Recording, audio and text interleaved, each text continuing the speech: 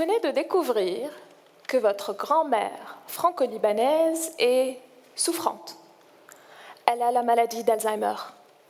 Mais son médecin vous rassure, son bilinguisme a retardé l'apparition de ces symptômes et pourrait ralentir l'évolution de sa maladie. En effet, les études montrent que le bilinguisme pourrait être considéré comme un facteur protecteur contre la maladie d'Alzheimer. Et sur une échelle plus large, il façonnerait votre cerveau. Comment? Laissez-moi vous expliquer. Vivre et grandir dans un environnement bilingue, où l'on pratique plusieurs langues, devrait impliquer une certaine fonction cérébrale qu'on appelle la flexibilité cognitive. Pourquoi? Il s'agit d'alterner fréquemment entre deux langues et d'inhiber les interférences en provenance de la langue non utilisée dans la conversation. Pour évaluer cette fonction, j'explore les stratégies de recherche qu'une personne va employer pour trouver un mot en mémoire. Mais pas n'importe quel mot. Un mot appartenant à une catégorie bien particulière et dans un temps très limité. Et ceci dans chaque langue pratiquée. Par exemple, trouvez-moi le plus grand nombre d'animaux en 1 minute. C'est comme le jeu du petit bac qu'on a tous joué à l'école lorsqu'on était jeune.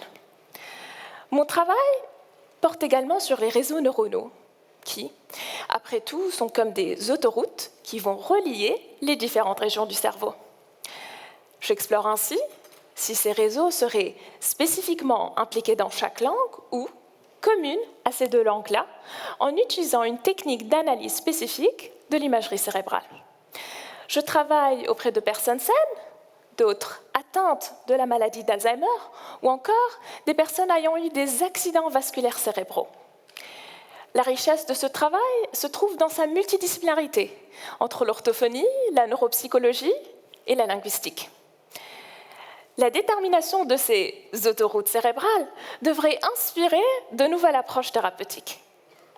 Une de ces méthodes est la stimulation de ces autoroutes par un courant électrique qui va favoriser le fonctionnement des voies endommagées au niveau du cerveau. Cette méthode pourrait remédier aux troubles du langage, de la mémoire et de l'attention dans le cas des accidents vasculaires cérébraux, mais également de maintenir les capacités cognitives des personnes atteintes de la maladie d'Alzheimer à un stade léger. En fin de compte, switcher de langue, c'est switcher de cerveau. Merci.